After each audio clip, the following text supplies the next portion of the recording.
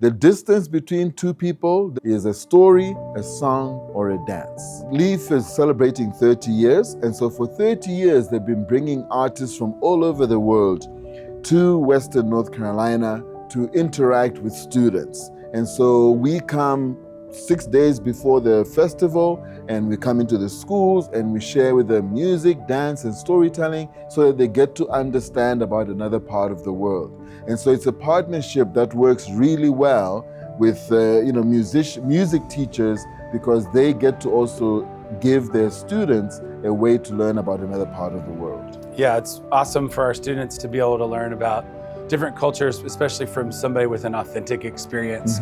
I could get up here and point at a map of Malawi and play YouTube clips of what Malawian music would be like, but Masankho has like real experience in that and is able to share that with the kids.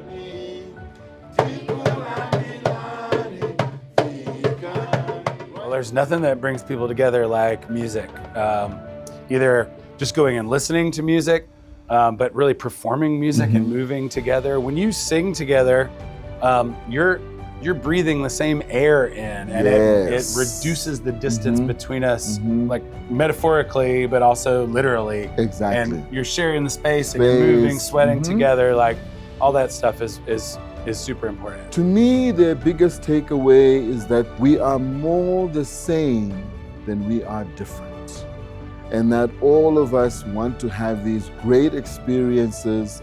We all laugh, we all cry, but that by coming together, we can make the world better. Coming together is fun and doesn't have to be weird or scary. Like we're dancing and singing together, and it's really fun. So let's always get together.